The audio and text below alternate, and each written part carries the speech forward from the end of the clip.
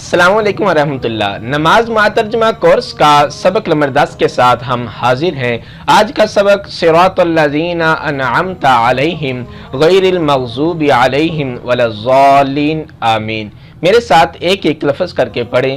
صراط الذین، راستہ ان لوگوں کا، انعمت علیہم، جن پر تو نے انعام کیا، غیر المغضوب علیہم، نہ کہ جن پر غضب کیا، ولا الضالین،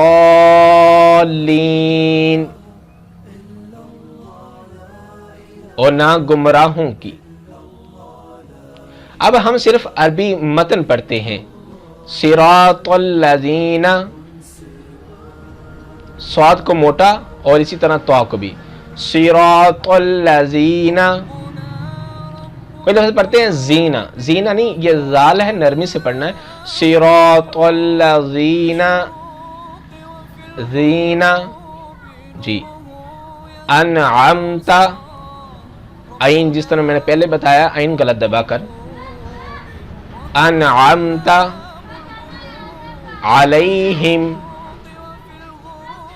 غیر المغضوب علیہم ولا الضالین،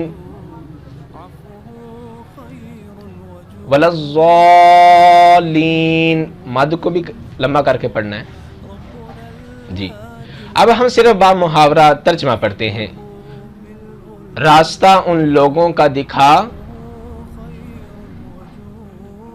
جن پر تو نے انعام کیا،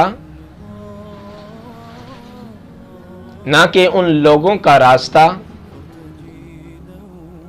جن پر تیرا غضب ہوا، اور نہ گمراہ لوگوں کا راستہ۔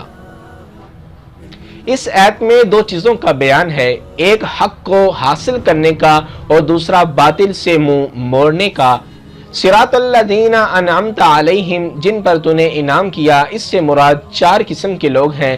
قرآن میں سورۃ النساء آیت نمبر 69 میں فرمایا، وَمَن يُطِعِ اللَّهَ وَالرَّسُولَ فَأُولَٰئِكَ مَعَ الَّذِينَ أَنْعَمَ اللَّهُ عَلَيْهِم مِّنَ النَّبِيِّينَ وَالصِّدِّيقِينَ وَالشُّهَدَاءِ وَالصَّالِحِينَ، کہ جو کوئی اللہ اور اس کے رسول کی اطاعت کرے وہ ان لوگوں کے ساتھ ہوں گے جن پر اللہ تعالیٰ نے انعام کیا۔ وہ کون ہیں؟ نمبر 1 انبیاء کرام، نمبر 2 سچے لوگ، نمبر 3 شہداء، نمبر 4 صلحاء، نیک بندے۔ اللہ تعالیٰ ہم کو بھی ان میں شامل فرمائے، آمین۔ آگے غیر المغضوب علیہم، حضرت علی بن حاتم رضی اللہ تعالی عنہ بیان کرتے ہیں کہ رسول اللہ صلی اللہ علیہ وسلم نے فرمایا، الیہود مغضوب علیہم، اس سے مراد یہود ہیں۔ یہود کے علاوہ جو تمام وہ لوگ جو یہود کی عادات کو اپناتے ہیں، ان کے خصائل کو اپناتے ہیں، مثلا یہود پر غضب نازل ہونے کے اسباب اللہ کی کتاب میں تحریف کرنا، یہ ان کی عادت تھی، اللہ کی کتاب میں تحریف کرنا، اللہ کی آیات کو چھپا لینا، اللہ کی حدود کو معطل کرنا، اللہ پر جھوٹ باندھنا اور اپنے پاس سے مسائل بیان کر کے حکم الہی قرار دینا، نبی پر حسد کی وجہ سے ایمان نہ لانا، باہمی ضد کی وجہ سے 72 فرقوں میں بٹ جانا۔ کتاب الفوز الکبیر میں شاہ ولی اللہ رحمۃ اللہ علیہ فرماتے ہیں، اگر تم چاہو کہ یہود کا نمونہ دیکھو تو ان علماء سو کو دیکھ لو جو لوگوں کی مرضی کے مطابق احادیث بنا کر سنا دیتے ہیں، قرآن کے حکم کو چھپا لیتے ہیں، اللہ کی حدود کو معطل کر دیتے ہیں، تعویل کرتے ہوئے رسول اللہ صلی اللہ علیہ وسلم احادیث بیان کرتے ہیں، ان کو چھپا لیتے ہیں اور کسی کی اتباع کرنے کو کہتے ہیں، اپنی طرف سے رسم و رواج کو ثواب کا نام دیتے ہیں۔ یہ سارے کام ہلاکت کے اور اللہ کے غضب کے نازل ہونے کا باعث ہے۔ اللہ تعالی ہم سب کو بچائے، آمین۔ اور آگے ولا الضالین سے مراد رسول اللہ सल्लल्लाहु अलैहि वसल्लम ने फरमाया वन्नसारा ज़ुल्लालुन, गुमराह से मुराद ईसाई लोग हैं। गुमराही के असबाब हजरत ईसा अलैहिस्सलातु वस्सलाम के बारे में गुलूव करना, तीन में से एक को अल्लाह का खुदा मानना, हजरत मरियम अलैहिस्सलातु वस्सलाम को भी खुदा मानना, हजरत ईसा अलैहिस्सलातु वस्सलाम, हजरत मरियम अलैहिस्सलातु वस्सलाम, और इसी तरह सलीब की पूजा करना, कब्रों को मस्जिद बना देना, अहबार और रुहबान को रब मानना वगैरह, ये सारी किस्म शिरक की है। आज भी कुछ लोग अल्लाह को मानते हैं लेकिन फिर भी हाजत किसी और से तलब करते हैं। जान लो अल्लाह ही कादर मुतलक है।